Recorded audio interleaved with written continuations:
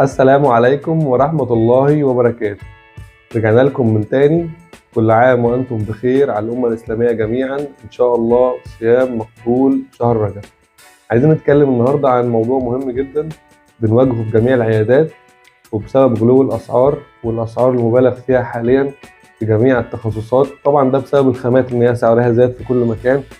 فاحنا عايزين نبدأ نسهل الدنيا على كل الناس اللي بتحاول تعمل دايت، ونتكلم في حاجة مهمة جدا. ايه هي المشاكل الصحية اللي ممكن تواجهك وانت بتعمل دايت، وايه هي التحاليل اللي هي بتدل عليها اثناء ممارسة الدايت ان احنا عندنا المشكلة الصحية دي، وايه هو العلاج للمشاكل الصحية دي.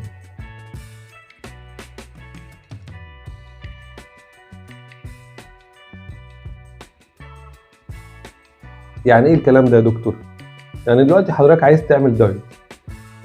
اغلب الدكاترة لما بتروح لدكتور تعمل دايت بتلاقيه يطلب منك كذا تحليل، كلها تحاليل استدلائية بتدل على مشكلة صحية معينة، عشان يبدأ يشتغل ويديلك دايت ويشوف نتائج من غير ما يكون في حاجة تعوق نزول الوزن وتغيير النتائج. طب التحاليل دي زي ايه يا دكتور؟ التحاليل دي أول تحليل بنبدأ نطلبه هو السي بي سي، صورة الدم الكاملة. طبعا عشان الهيموجلوبين نبدأ نشوف لو في أنيميا ولا حاجة، عشان نبدأ ندعم الدايت بمركبات الحديد علشان ما يكونش فيه هبوط اثناء الدايت. طيب تاني حاجه الهوم اي ار، مقاومه الانسولين، اللي هي طبعا مسؤوله عن الخلل في افراز الانسولين. ده بيكون ليه دور كبير جدا في تكسير السكر في الدم، لان مستويات السكر لما بتزيد في الدم تحتاج للانسولين ان هو يكسرها.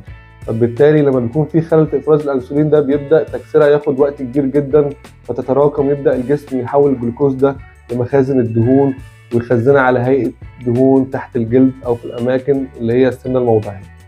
طيب احنا لازم بنصلح الموضوع. طبعا مقاومه الانسولين لو الرقم فيها عالي بالتالي عندنا خلل، فنزول الوزن بيكون بطيء. تالت حاجه الغده الدرقيه، تي اس اتش، تحليل تي اس اتش وبيكون معاه التي 4 فري والتي 3 فري، او الفري تي 4 وتي 3.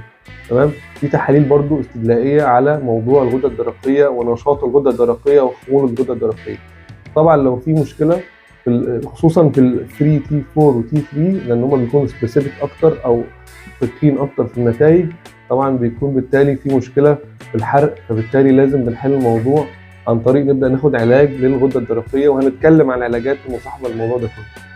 طيب التحليل الرابع وهو الليبيد بروفايل، او محتوى الدهون اللي موجوده في الجسم، الدهون اللي هي الدهون الثلاثيه والكوليسترول. الحاجات دي برضو بتاثر، ان وجودها في الدم عندك بيبدا يعمل لك مشاكل صحيه كتيره. لو احنا بندي لك دايت نحط لك حاجات ترفع الكوليسترول، طبعا ده بيأثر عليك، فلازم نكون مدركين الدهون الثلاثيه اللي موجوده في الدم، كمان مدركين الكوليسترول، فده بيكون تحليل مهم جدا. طيب ايه التحليل تاني يا دكتور؟ تحليل الفيتامين دي او فيتامين دي 3، فيتامين د.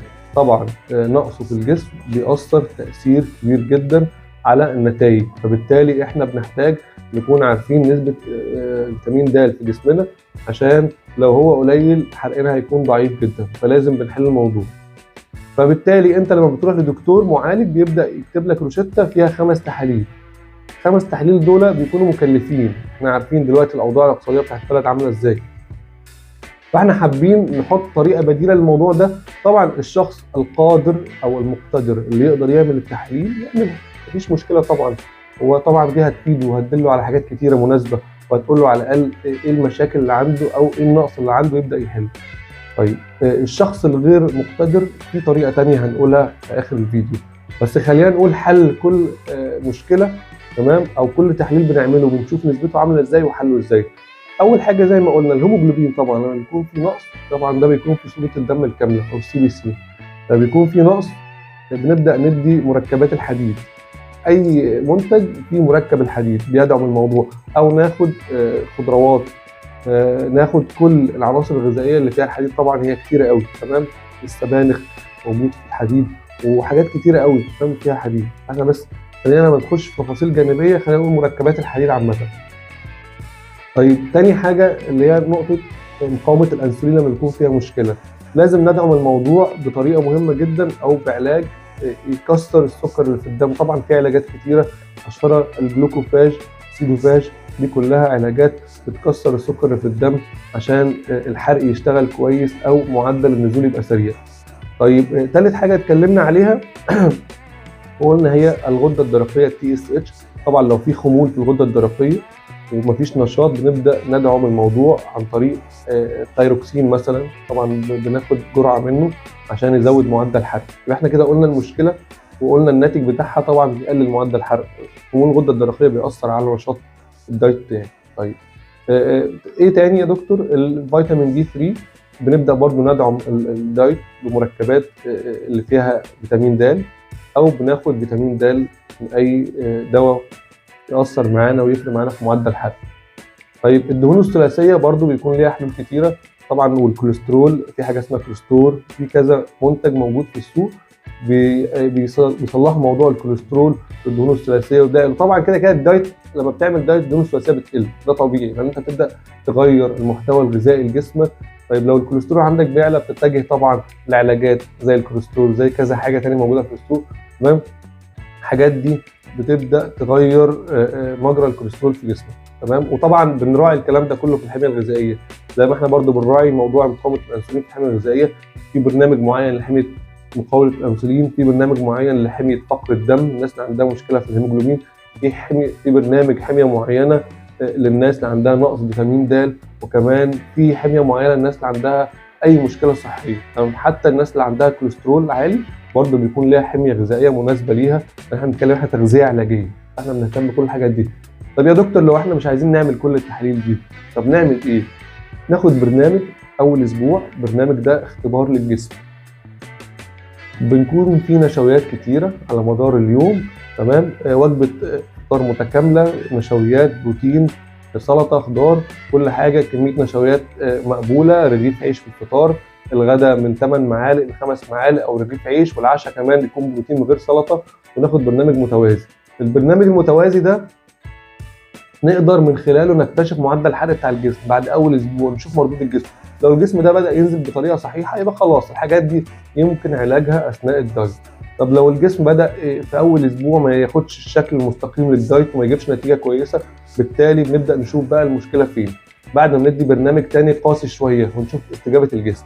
فبتكون في طرق علاجيه مختلفه عن التحاليل الطبيه، واللي هي البرامج الغذائيه او تغيير البرامج الغذائيه من برنامج فيه نشويات عاليه لبرنامج قاسي من غير نشويات ونشوف رده فعل الجسم. طب يا دكتور لو انا عندي مقاومه انسولين وعايز احل الموضوع من غير ما اخد اي دواء، تقدر تحل الموضوع مفيش اي مشكله. تقدر حضرتك تعمل رياضه تزود حرق السعرات. تمام، تقدر حضرتك تتجه للبرامج الغذائيه اللي فيها نسبه نشويات قليله جدا، بالتالي جسمك هيشتغل كويس، هيجيب نتيجه كويسه. طب يا دكتور لو عندي غده درقيه خمول فيها ومش عايز اخد علاج وعايز احل الموضوع اعمل ايه؟ اعمل رياضه، ارفع السعرات، حرق السعرات. ما انت عندك خمول في الحرق. طب انا لو دخلت مجهود حركي نص ساعه في اليوم، تريد ميل، جري، دانس، اي حاجه، اي رياضه هوائيه او اي رياضه فيها حركه، حاجات الايروبكس. تمام، الحاجات دي كلها.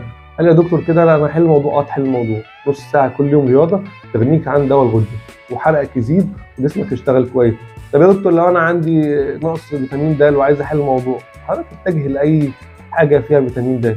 في مليون حاجه موجود فيها فيتامين د، مش لازم تاخد منتج فيتامين د. فيتامين د موجود في كل العناصر الغذائيه. تمام، وهيزود معاك معدل الحرق برضه، وهتلاقي نفسك عندك نشاط كبير وجسمك بيحرق كويس. طيب احنا لو عايزين دلوقتي، عندي دلوقتي يا دكتور انيميا، برضه هتجه للخضروات والعناصر الغذائيه اللي فيها حديد، مركبات الحديد، وبالتالي ابدا اعالج الموضوع. فالموضوع ليه حلول ثانيه. تمام، الدهون الثلاثيه، الكوليسترول، هبعد عن اي حاجه بترفع الكوليسترول، وفي نفس الوقت هبعد عن الوجبات الدسمه اللي هي بترفع الدهون الثلاثيه. طبعا بما اني انا عامل دايت اكيد هبعد عنها، فبالتالي انا حليت الموضوع. فاحنا كده حلينا كل الحاجات دي بطريقه طبيعيه، وخدنا برامج نكتشف بيها المشاكل الصحيه بدون لجوء لتحاليل طبيه. لكن لو حضرتك مقتدر اعمل تحاليل طبيه وابدا شوف الحاجات دي، لان هي الحاجات دي المسؤوله عن نزول الوزن بطريقه مستقيمه جدا. دول تقريبا اهم تحاليل نقدر نقولهم. ان شاء الله كل مره هنقول لكم معلومه تفيدكم في الدايت علشان نسهل عليكم المأموريه. كل عام وانتم بخير. شكرا.